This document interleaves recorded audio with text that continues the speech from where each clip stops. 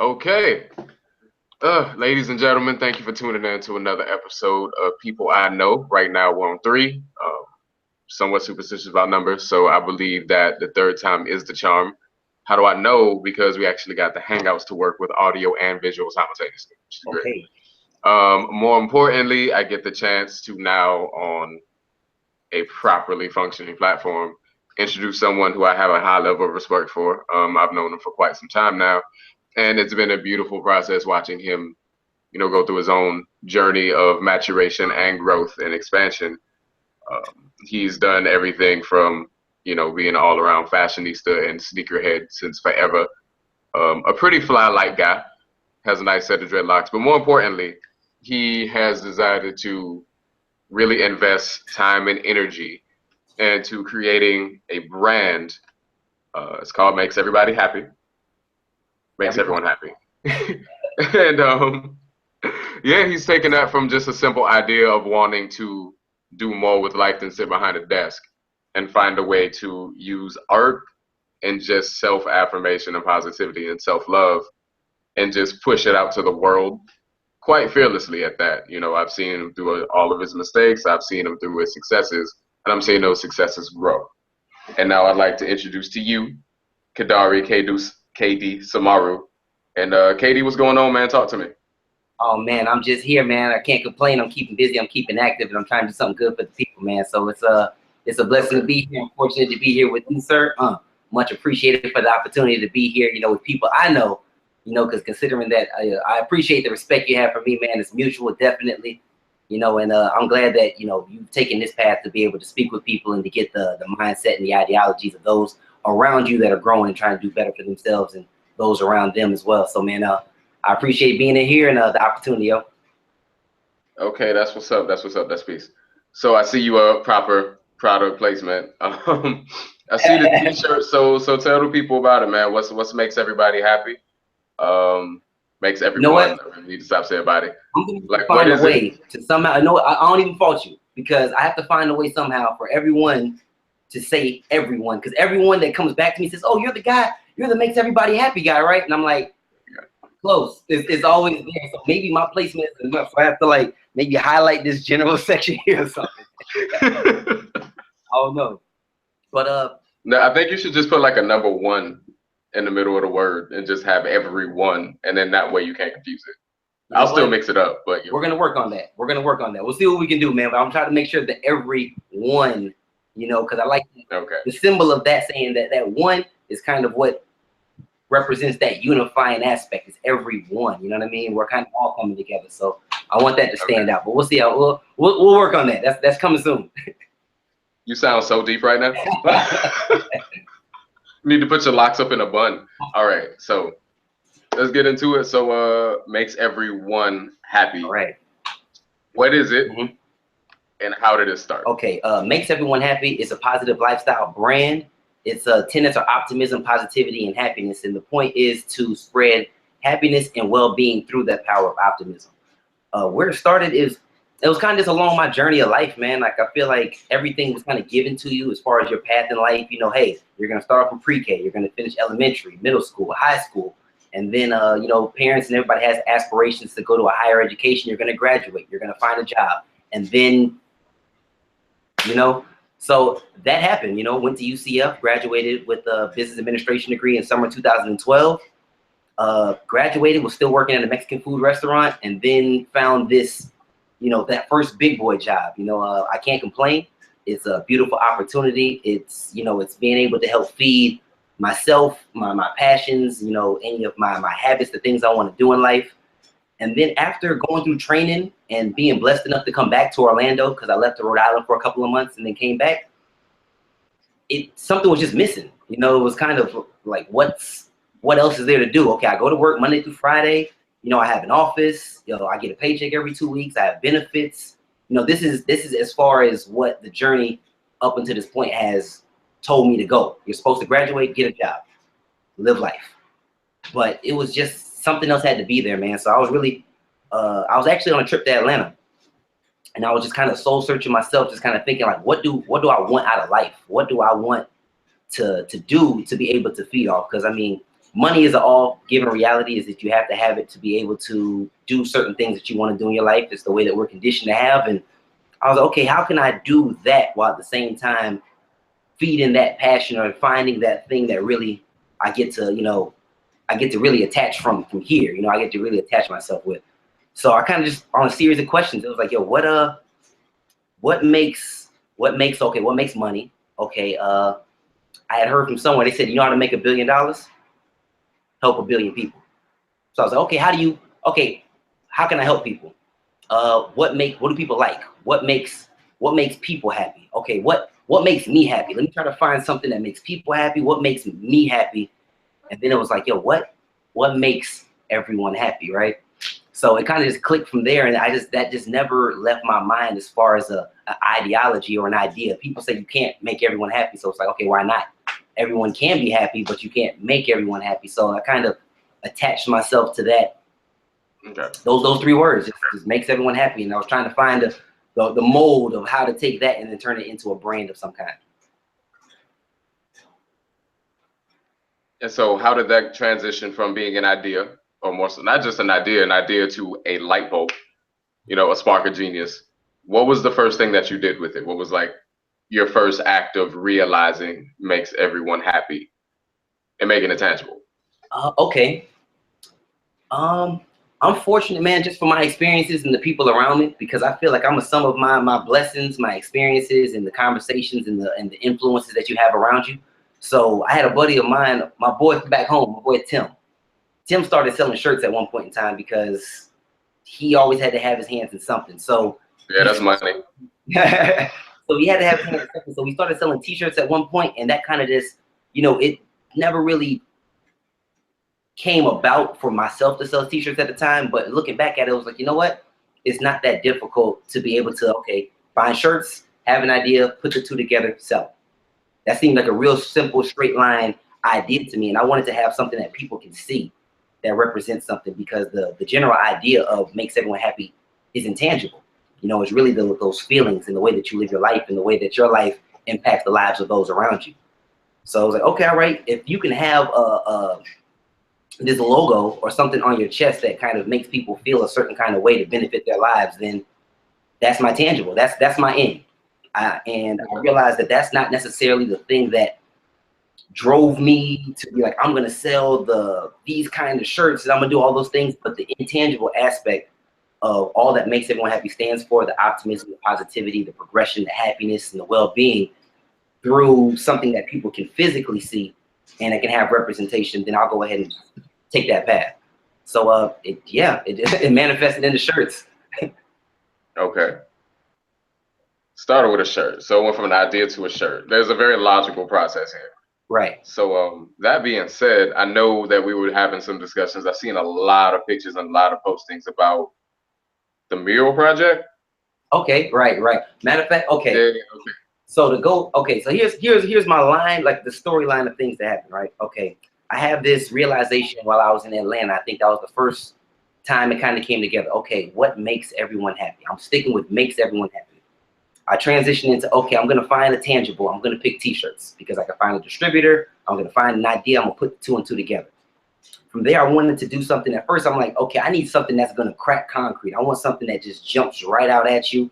You see it, and there's no doubt about it.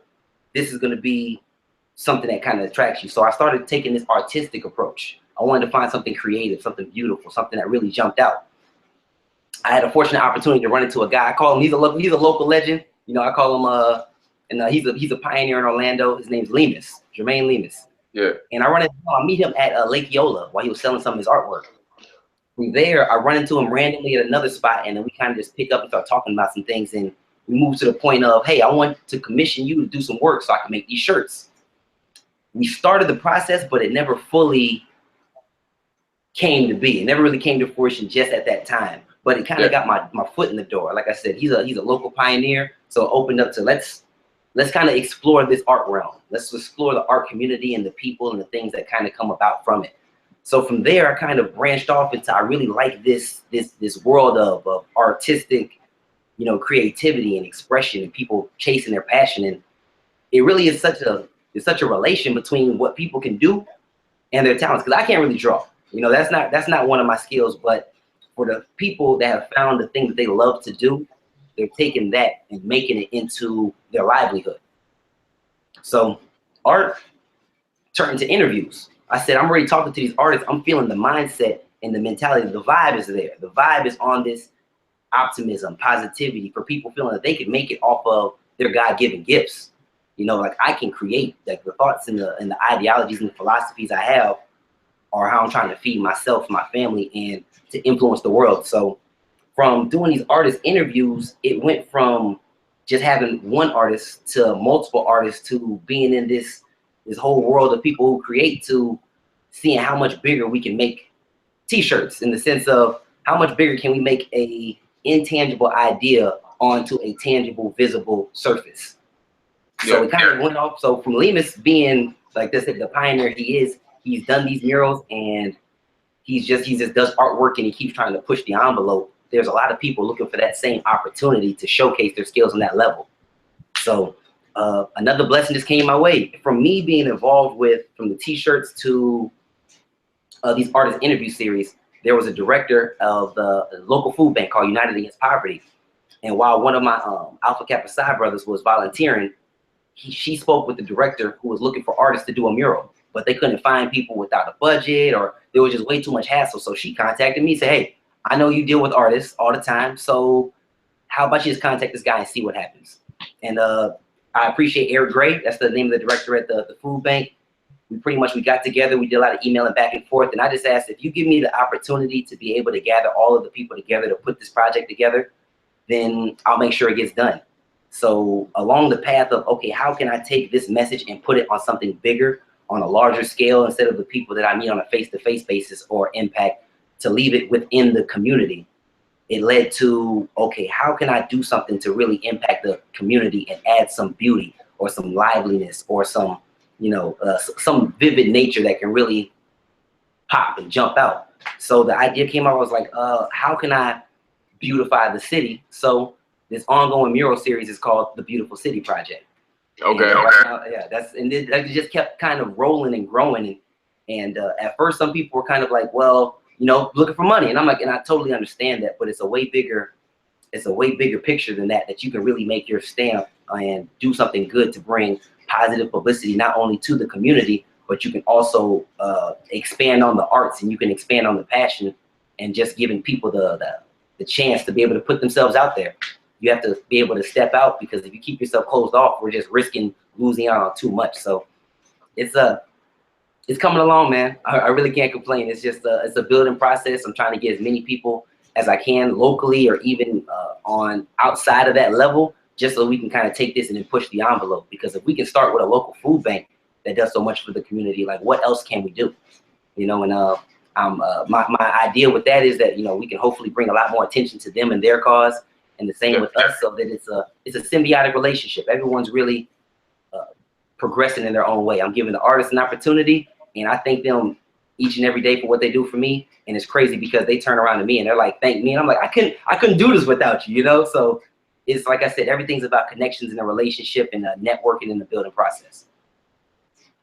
Okay, so now that your process is, you're taking us on a very journey from the inception of an idea to its manifestation, and then seeing all of these different factors coalesce into one event, which is right now, the Beautiful City Project.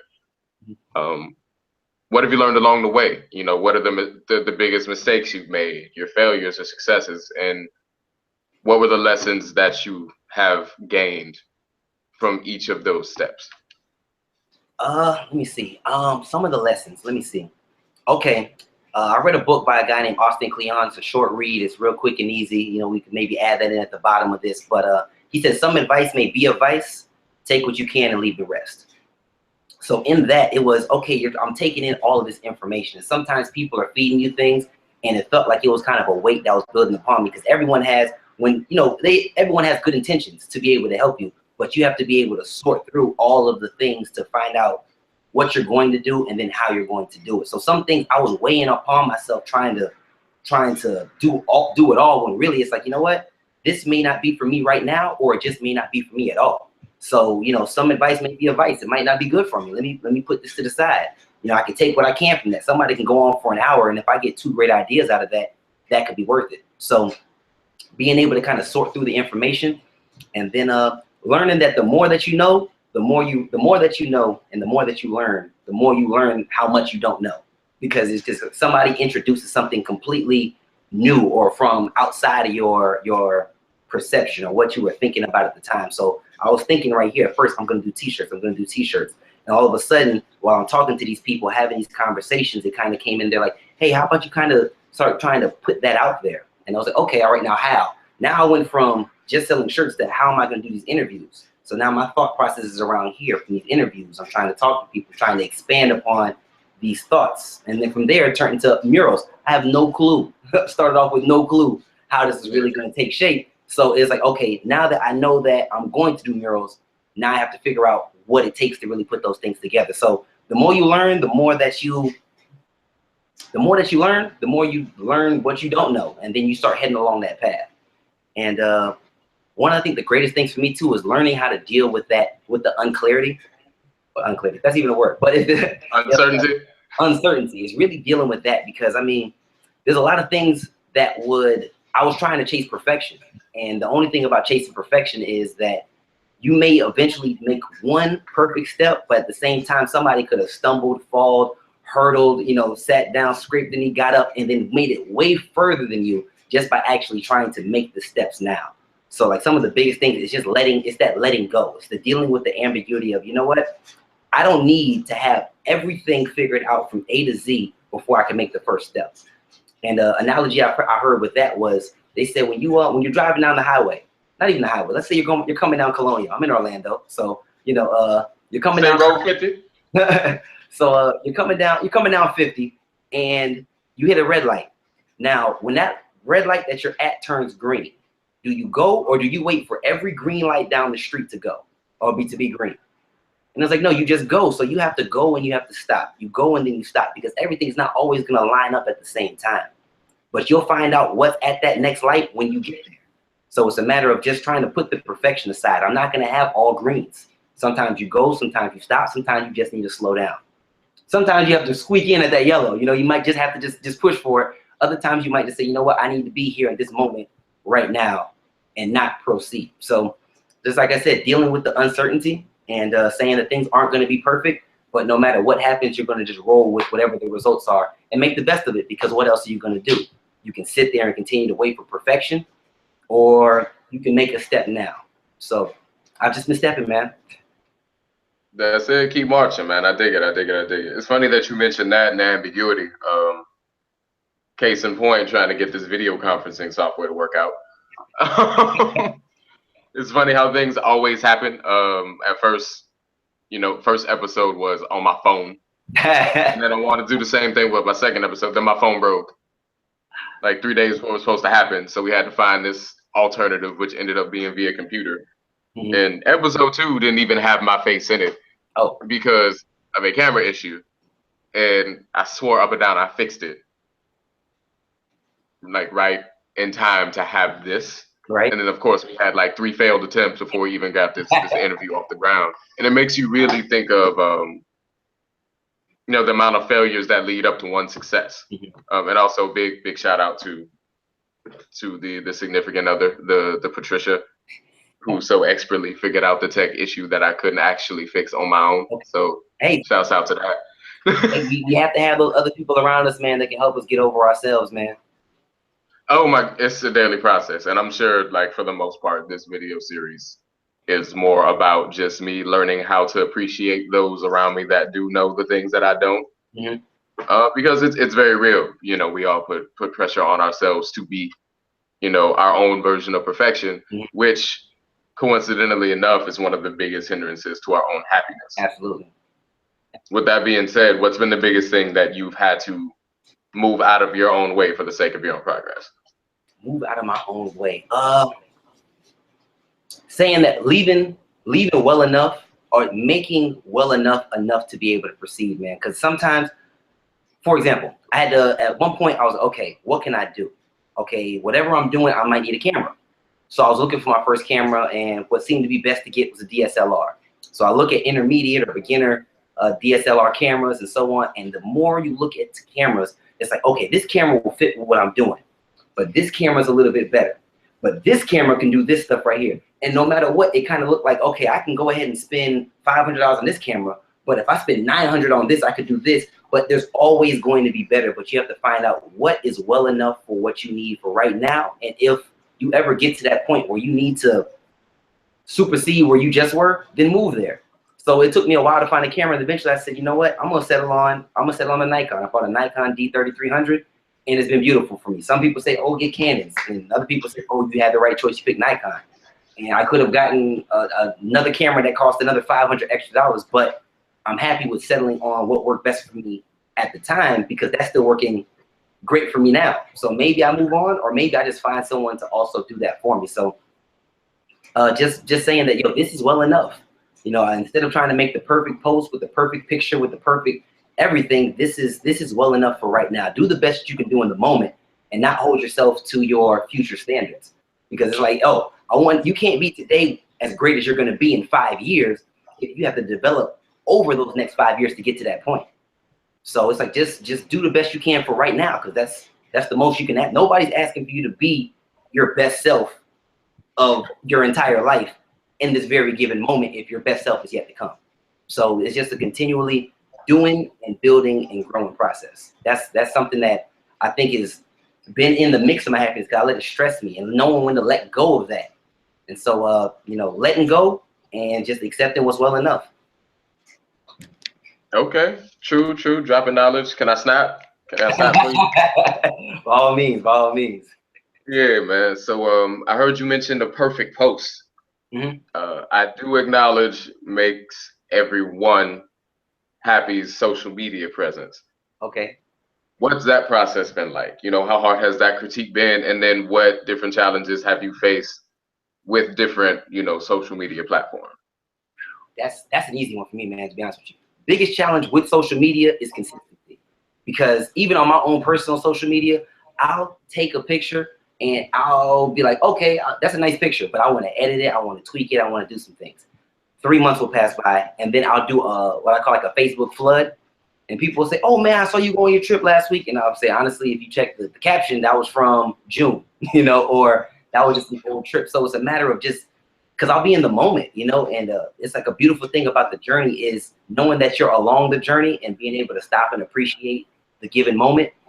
Also doesn't work well with social media, because I want to also be, you know, you want to look great. Everybody doesn't want to just you can't just put anything on social media. You know, you want to make sure that it's tweaked and it's edited and it fits the aesthetic that you really want to portray. So with me and social media, it's just a matter of, okay, I have to do it a little bit at a time. Let me do some today, some tomorrow, maybe do a lot more today to last me for a few days, because I know that my biggest weakness is what I want to see out of it and the repetition, because it has to be consistent. People have to have a reason to come back to you. And if you're too sporadic, people won't know exactly when to tune into you. So if you're there every day, they know they can get something from you every day. And I hope that the things that I'm putting out there on an everyday basis is helping at least one person somehow, somewhere along the way. So as your fan base starts to grow and you start to get more people who are picking that up from you on a regular basis, do you feel any level of pressure to maintain that standard? And then how do you balance that out? To be honest with you, man, I think that I have the general idea, and the consistency is good and bad, because the good thing about the consistency is that if I have myself in a flow, I have myself in a schedule and a pattern, I'm always trying to grow. So the information that I'm putting out there are things that I believe in, or I feel like can be a benefit to myself, those around me, and others. So it's a good thing. Like, okay, tomorrow I'm going to put something together that's going to help someone. Yeah. And then after that, I'm going to do something else that helps someone. So it's not really, it's a pressure of how can you help someone else? But at the same time, I'm figuring out how to help myself, because some lessons you just have to, you know, you have to be able, you have to practice what you preach.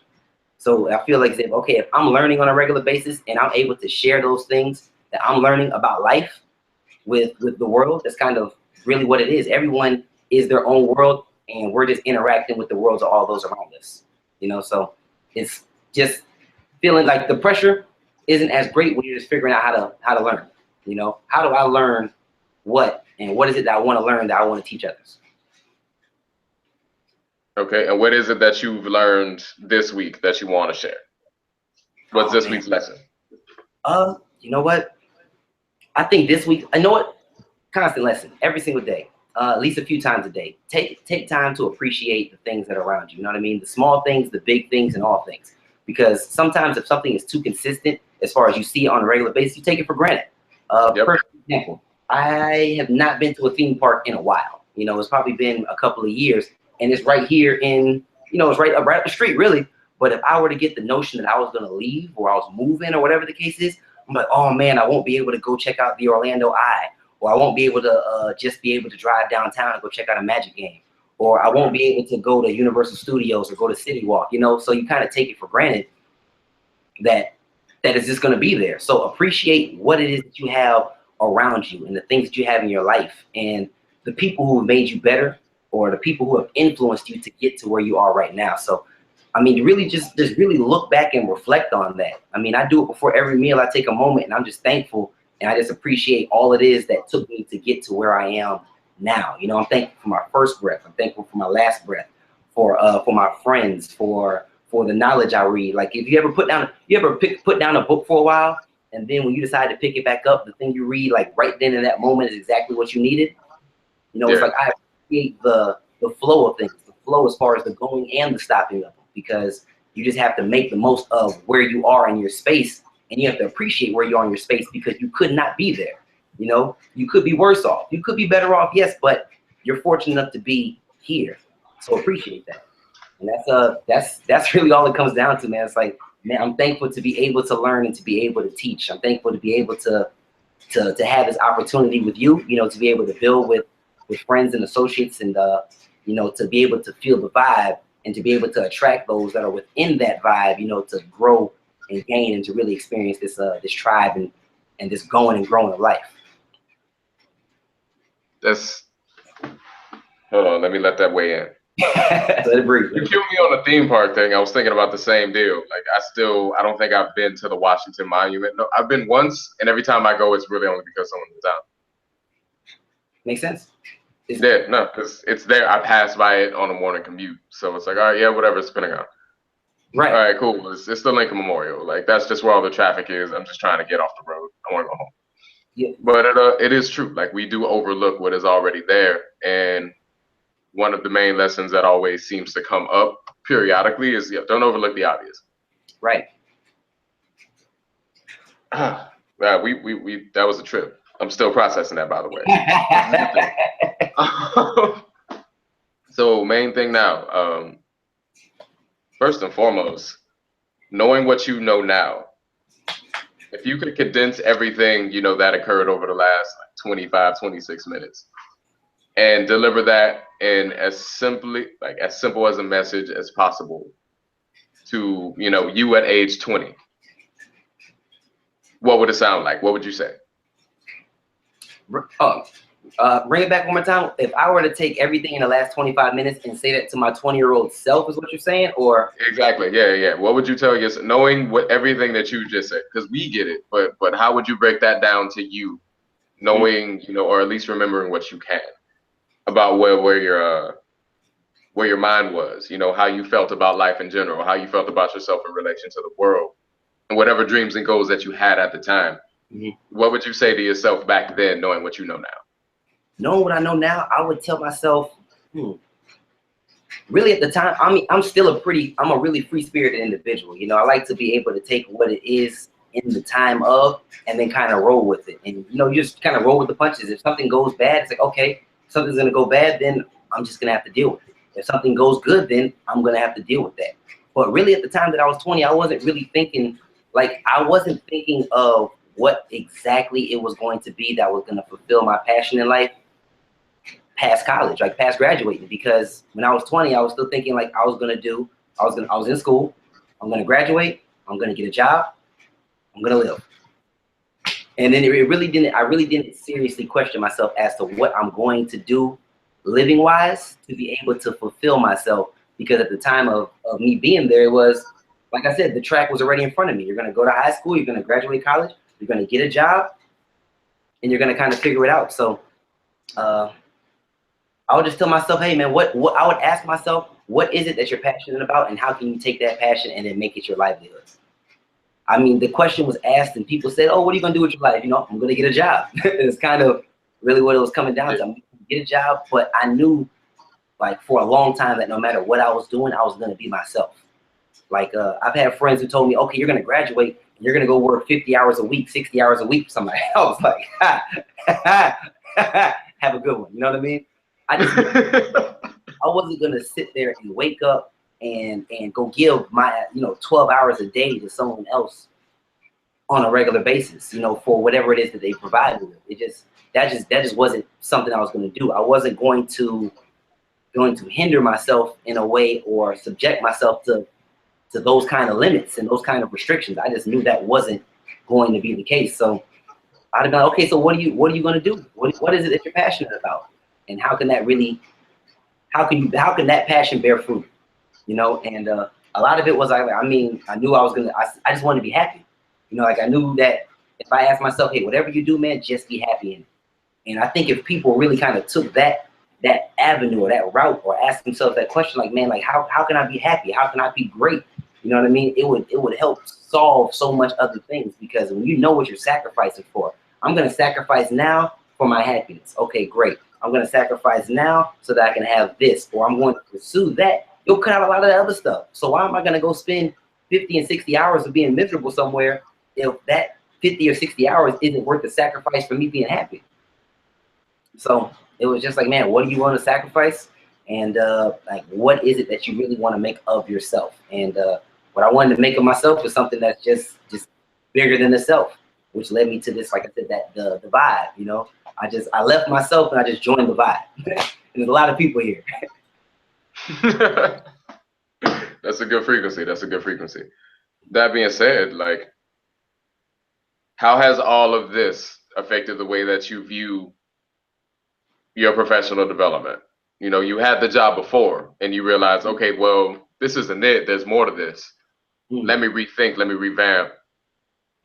Now you've revamped. You've created. You've realized what it means to not really need to know until you need to know. If you get my drift with that. So Right. how do you now view your professional development now versus, okay, cool, I graduated, now I got bills, I'm too old to be on my parents' insurance now, I'm about to get booted off that family plan, like, you got to figure something out. Like, beyond that, what is this new realization pushing you towards? Do you feel a pull at all, or are you just sort of trying to perfect what you're already doing? No, I think that my professional development is, once you figure out what it is that you want to do, everything that you do kind of starts to straighten up. Like, okay, now I get everything right now was just out of place. You have a bunch of dots kind of spread out over the table, but you know that no matter how you rearrange everything right here, you're going to end up at a certain point down the road. Okay. So everything I'm doing now in my professional development is I'm trying to figure out what it is that I can take from my time being while I'm going to be wherever I am, to straighten those things and to put them into alignment so that I can end up at a certain given destination. So I became a happier person because I know that I have a destination. Even though it's unclear exactly where that destination is or how far it is or how long it'll take to get there, I know that the things that I'm doing now, the things that I'm doing today, tomorrow, are going to eventually work me towards that destination. And I have a wonderful means to an end. Like, I'm not an upset person at work, so it's like when you go into work and you come out and then you don't know what you're going to do with your life until you go back into work, I feel like that can really kind of weigh on you. It's kind of like, man, you have so much pressure. So now when you know that, hey, man, I know I'm going to go into work, I'm going to do all these things so that when I get out of work, I can go do all these things, and then I'm going to go back into work, and it's going to continually feed the cycle. I'm going to work so that I can do these things. As I do these things, I'm going to go to work, and I'm going to continue to build, and I'm going to continue to grow, and I have the means to be able to get to this end. Before, I just had a means without an end, and without that, I mean, it's kind of, you're just lost. It's like, okay, I'm just going to drive. And nothing's wrong with driving, but it's good to drive and have a clue of where you're going. Like, I'm heading north. As long as I'm heading north, I know that I'm going to end up somewhere in the general vicinity or in the general area of where I'm supposed to be. And that's it, man. Grab the wheel and hit the gas. Okay, so how do you stay gassed up though? So, I mean, what's your process? Do you have a daily routine? Do you have something that you use on a regular basis to sort of keep your, keep your gears in order? Right. Um, it's a part of that learning thing, man, because you have to, like they say, you have to learn things that you want to teach things Hmm. that you want to learn. And I remember I went and saw Les Brown, and I looked into him because I was looking for motivational speakers. He's one of the world's greatest motivational speakers, and I had the opportunity to see him twice. As a matter of fact, here in Orlando, I saw him at UCF, and I saw him over on somewhere on the West Side. But somewhere throughout his speeches, he said one of the, like a great phrase that kind of repeats. He said, "Here I go again. Today is my day, and no one out there is going to stop me." And the whole thing is like really, it's if you don't make progress, then you're choosing to do that. That's it. You deciding to progress is an internal struggle, you know. But if you try to blame the external circumstances on why you're not progressing internally, then you've made a choice for that to be the case. You know what I mean? Because you have to take whatever it is that comes your way. You can't control all things, and the things that you can't control, you have no control over. So let them be, let them grow. So that's how I take everything, man. I take my good, I take the bad, I take things for the better, I take them for the worse. But either way, I have to take what it is that comes to me, because whatever comes to me is mine. You know, my Okay. experiences for the better or for the worse, those are my experiences. So I have to make the best of those, man. So when I wake up, I just try to remain thankful. I try to remain appreciative. Uh, you know, and when I take that moment to myself to say, man, I have this, you know, I have that, and I'm going to deal with this. I'm going to take this, and I'm going to challenge myself to get beyond that, or put it aside for right now and then revisit it. But either way, man, I'm just thankful to have a choice and to make decisions. Okay. And on that note, man, that sounds like, wow, a place of ownership and agency. That's very powerful. That's powerful for real, for real. On that, I think we're pretty much solid. I think we made that full complete circle. We're right back where we started at. So that being said, exactly. That being said, where can people find you? You know, if they want more of your philosophies, and more importantly, like they want to find out more of the art that you're finding. Okay. Where Anybody can they want find you? Facebook.com/makes everyone happy. Recently just got on Twitter. Still trying to work on the consistency as far as the Twitter goes, but it's we make happy posts. We make happy tweets is already taken, but we make happy posts on Twitter, and and makes everyone happy on Instagram. Makeseveryonehappy.com is coming soon. At the end of this project, I'm planning to launch the website, so just keep in tune with that. I'm slowly releasing everything on all social media networks. You're showing everybody the process, and along the way of me being able to deal with these great, fantastic, and wonderful fine arts and graffiti artists from here and around the way. I'm just trying to show people that, you know, there's a message within everything that we do. There's purpose within everything that we do. You can take your talent, your passion, and you know, and you can really make something of those. So I mean, I'm putting out nothing but content. You know, nothing but good, nothing but good. Hopefully, it's getting better, and we're just kind of taking it from there, man. And nothing else. And I'm wide open. I know I'm open for other ideas and whatnot. Some advice may be advice. Take what you can, leave the rest. So just know that I'll hear you, but we'll see what we can do from there. Indeed, indeed. And on that note, man, KD sign out. This has been another episode. Thank you for listening. Take what you can from it. Leave the rest. Bless. Absolutely. Thank you.